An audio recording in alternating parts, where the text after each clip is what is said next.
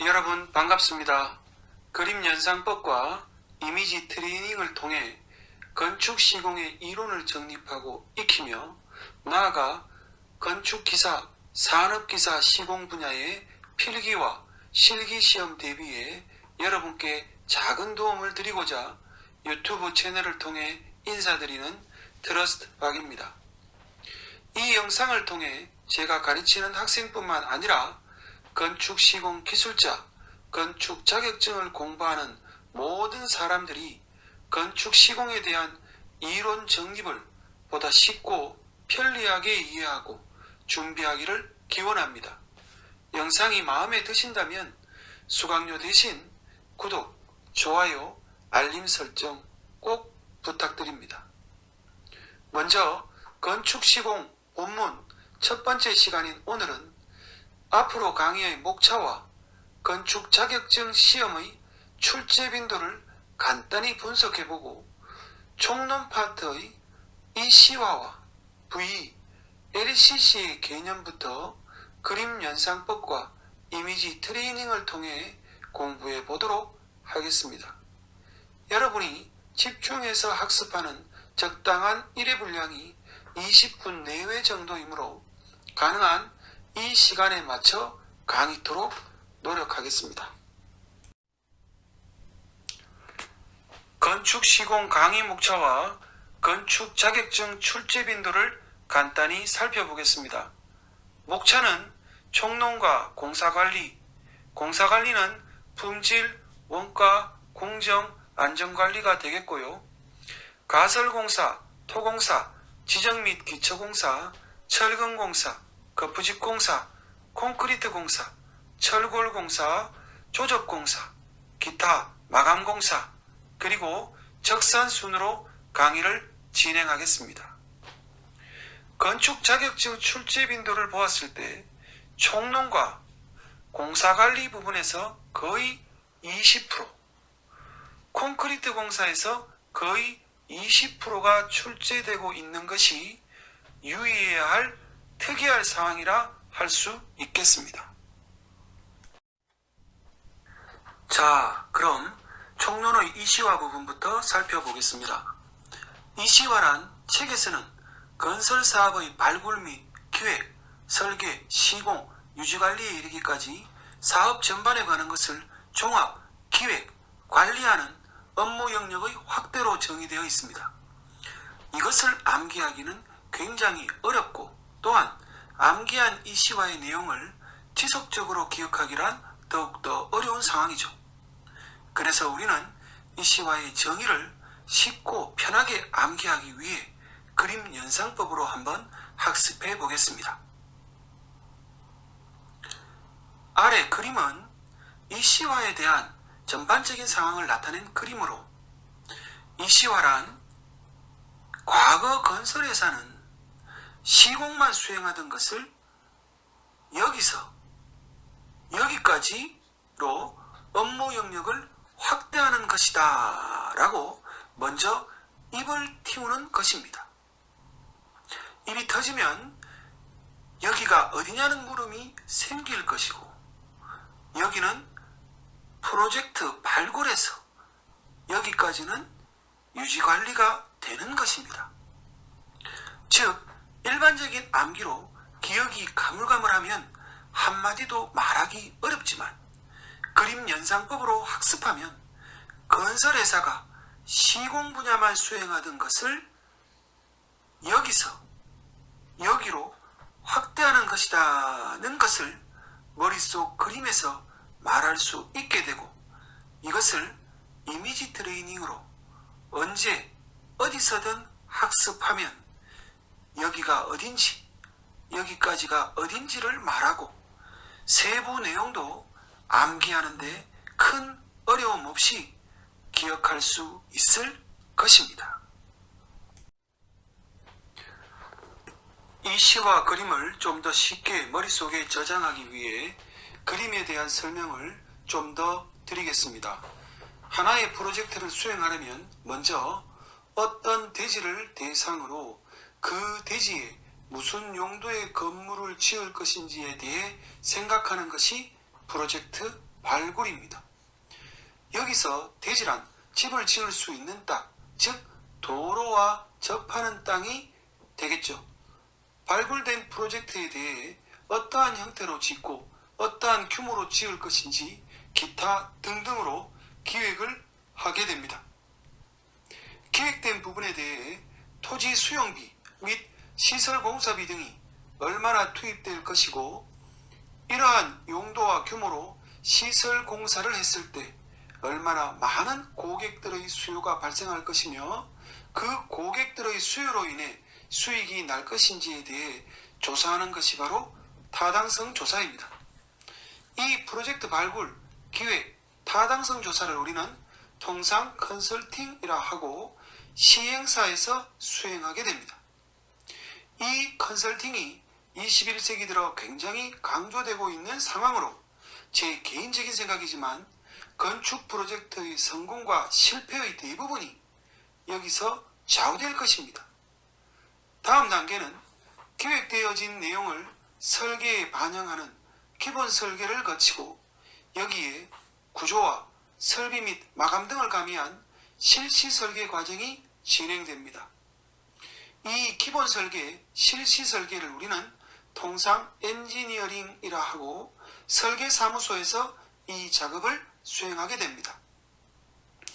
이렇게 설계를 마치고 난 이후 설계도를 바탕으로 건축 인허가 과정과 착공을 거쳐 시공에 들어가게 되고 우리는 이를 통상 컨스트럭션이라 하고 건설회사에서 이 작업을 수행하게 됩니다. 이후 시공이 잘 되었는지 시운전을 수행하고 문제점이 발견되지 않았으면 건축주에게 건물을 인도하고 시공자는 마지막 공사 대금을 지급받게 되겠죠. 건물을 인도받은 건축주는 건물의 사용기간 동안 운영하고 그 과정 속에서 일부 문제점들이 발생되면 최소의 비용으로 최대의 효과를 발휘할 수 있도록 관리하는 유지관리를 통해서 최적의 건물 상태로 사용하게 하고 이후 수명을 다한 건물이 해체되고 나대지가 된 땅에 다시 이 과정의 사이클로 순환하게 됩니다. 여기서 건물의 수명이란 구조적인 부분과 사회적인 부분으로 구분할 수 있겠습니다. 과거 1980년대, 90년대 산업 고도 성장 기간에 건설회사는 시공만을 통해서도 수익 창출이라는 경영 성과를 얻을 수 있었지만 21세기 접어들면서 건축의 수요가 줄어들고 신축과 리모델링이 공존하는 상황으로 수익 창출이 둔화되고 경영 성과가 부실해질 수밖에 없는 단계에서 이러한 현실을 타개할 방법으로 시공 단계에 국한되는 상황의 업무 영역을 확대해 나아가자는 개념이 바로 이시화라는 것입니다. 이러한 내용을 이해하고 생각하면서 그림을 머릿속에 저장하는 것이 좀 더 쉽고 편리하게 암기하는 방법이라. 그럼 이 내용이 기사시험에는 어떻게 출제되는지 관연도 문제에 출제된 내용을 바탕으로 살펴보겠습니다. 문제: 종래의 단순한 시공업과 비교하여 건설 산업의 발굴 및 기획, 설계, 시공, 유지관리에 이르기까지 그 사업 전반에 관한 것을 종합, 기획, 관리하는 업무 영역의 확대를 무엇이라 하는가 라는 문제로 2020년 8월에 출제되었습니다. 자, 여기서 주목할 부분은 종래의 단순한 시공업, 즉 건축 시공만을 수행하던 업무 영역을 처음부터 끝까지 다 한다는 개념, 즉 앞에서 학습한 시공만 담당하던 것을 여기에서 여기까지 확대한다는 개념, 즉 이시화라고 볼 수 있겠습니다.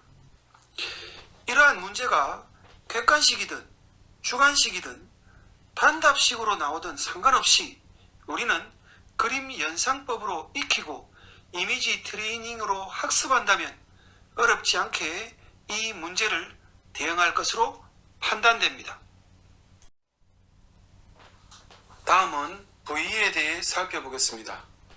V는 영어로 Value Engineering, 즉 가치공학으로 발주자가 요구하는 성능 품질을 보장하면서 가장 싼 값으로 공사를 수행하기 위한 수단을 찾고자 하는 체계적이고 과학적인 공사 방법으로 정의됩니다.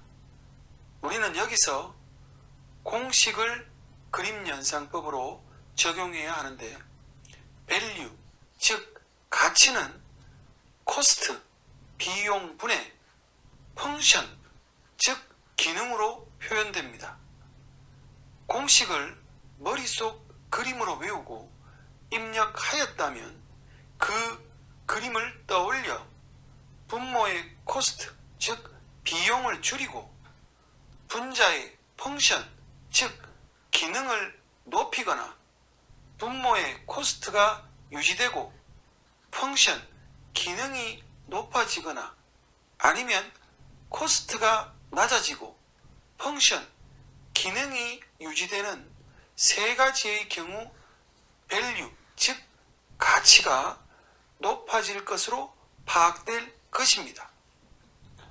보통의 경우 V의 정의를 서술하라고 하면 머뭇거리거나 답을 하지 못하지만 머릿속 그림을 연상한다면 이걸 높이고 이걸 낮추면 이것이 올라가는데 이걸 찾기 위한 과학적인 방법이라 말하면 될 것입니다. 그러면 이게 무엇인지 물을 것이고 value, 가치, cost, 비용, function, 기능이라 답하면 될 것입니다. 가능하시겠죠? 저는 일상에서 V를 적용하기도 하는데 그 예로 A사와 B사의 가전제품 중 어느 회사의 제품을 구매하느냐로서 가치가 높은 제품을 구매하는 것이 옳지 않겠습니까?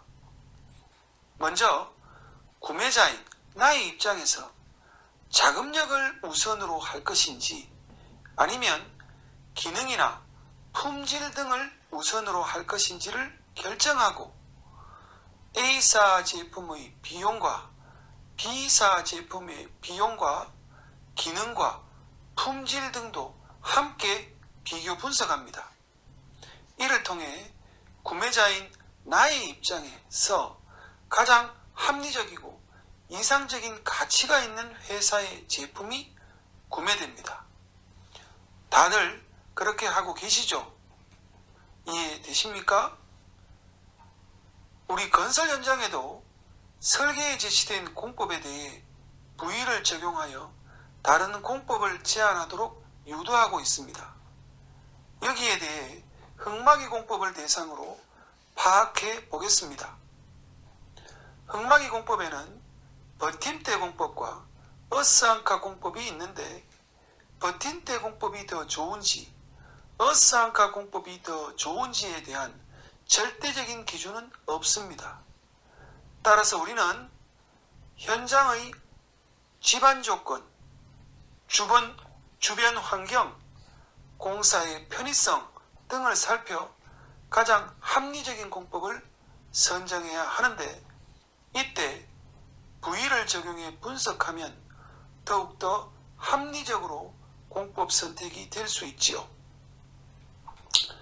버팀대 공법으로 흑마기를 했을 때 비용, 공기, 주변 환경, 집안, 공사 편의성 등을 고려하고 어스앤카 공법으로 흑마기를 했을 때와 비교하여 분석하면 우리 현장에서 흑마기 공법의 가치를 가장 높게 하는 공법이 선정될 것입니다.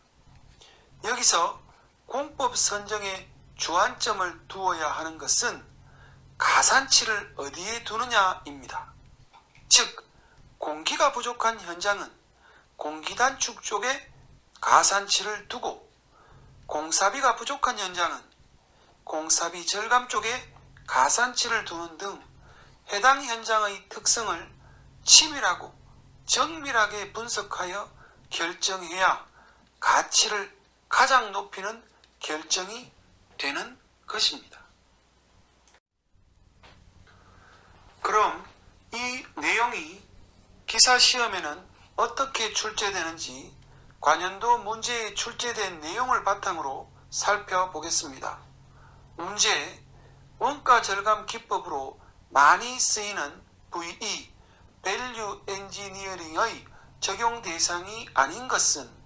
이라는 문제로 2016년 3월에 출제되었습니다. 1번, 공사 절감 효과가 큰 것. 2번, 수량이 적은 것. 3번, 공사의 개선 효과가 큰 것. 4번, 공사비 절감 효과가 큰 것. 자, 여기서 V는, 즉 value는 코스트분의 펑션이다.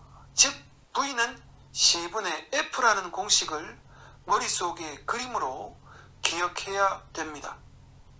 이 그림이 머릿속에서 연상되었을 때 가치, 즉 value가 높아지려면 코스트는 낮아지고 펑션은 높아지거나 코스트는 유지되고 펑션은 높아지거나 코스트는 낮아지고 펑션은 유지되거나 하는 것을 알 수 있습니다. 따라서 V 적용 대상이 되려면 가치가 높아지는 곳에 적용하는 것이 더욱더 효과가 있다고 하겠습니다. 따라서 가치가 높아지려면 공사 절감 효과가 큰 것에 적용되어야 합니다. 또한 수량이 적으면 상대적으로 가치도 적게 향상이 되겠죠. 그래서 수량이 많아야 될 것입니다. 세 번째, 공사의 개선 효과가 클 것, 즉 기능이 향상되면 밸류, 즉 가치는 향상될 것입니다. 마지막, 공사비 절감 효과가 클 것으로 비용이 많이 절감이 되면 밸류, 즉 가치가 많이 향상이 되겠지요. 그래서 이 문제의 답은 2번이 되겠습니다. 자, 오늘의 마지막 건축물의 생명주기 비용 LCC, 라이프 사이클 코스트에 대해 알아보도록 하겠습니다. LCC, 라이프 사이클 코스트, 즉 생애 전 비용이란 건축물의 초기 투자에서 설계, 시공, 유지관리, 해체로 이어지는 일련의 과정을 건축물의 수명, 라이프 사이클이라 하며 여기에 필요한 재비용을 합한 것이라 정의합니다. 즉 LCC를 그림으로 연상하려면 생산비 플러스 유지관리비 플러스 해체비용으로 기억해야 할 것입니다. 과거 건축비용은 생산비에 국한되었기 때문에 생산에 들어가는 비용을 최소화하는 데 집중하였습니다. 그러나 요즘 들어 건축비용은 유지관리에 대한 비중이 점차 확대되어 생산과 유지관리를 합한 비용을 최소화하는 데 노력하고 있습니다. LCC 개념을 좀 더 쉽게 이해하기 위해 일반 창호와 시스템 창호를 비교하여 설명해 보면 일반 창호는 가격이 저렴하지만 내구성과 에너지 효율이 낮은 것을 알 수 있고 그에 비해 시스템 창호는 가격이 일반 창호에 비해 두세 배 정도 비싸며 내구성과 에너지 효율은 매우 높은 것으로 파악됩니다. 과거 건축 비용은 생산비 최소화에 집중하므로 대부분 일반 창호가 건축물에 채택되어 적용이 되었으나 요즘 건축 비용은 유지관리에 대한 비중이 확대되어 초기 투입비는 늘어나지만 내구성과 에너지 효율을 고려한 유지관리비를 고려했을 때 시스템 창호가 유리할 수도 있다라는 개념입니다. 따라서 LCC가 현재 탄소 배출 저감이라는 환경 문제와도 연관되어 점차 21세기 건축 코스트의 개념이 되어가고 있습니다. 저도 만약 제가 살 집을 짓는다면 단열에 최우선을 다해 에너지 효율을 극대화할 것이며, 그러기 위해 투입되는 초기 생산비 추가는 감수하는 것이 더 효율적이다는 LCC의 개념을 고려하여 건물을 지을 것입니다. 여러분의 생각은 어떠신지요? 자, 이상으로 오늘 강의를 모두 마치도록 하겠습니다. 배운 내용은 그림 연상법으로 쉽고 편하게 암기되었을 것이라 생각되며, 이미지 트레이닝을 통해 지속적으로 배운 내용을 머릿속에서 반복 트레이닝하여 기억에 오래도록 남도록 하여 주시기 바랍니다. 강의한 내용이 혹 마음에 들지 않았거나 부족한 부분이 있더라도 널리 양해해 주시기 바라며, 끝까지 들어주셔서 감사드리고, 영상이 여러분께 도움이 되셨다면 구독, 좋아요, 알림 설정 꼭꼭 부탁드립니다. 다음 시간에 뵙겠습니다. 감사합니다.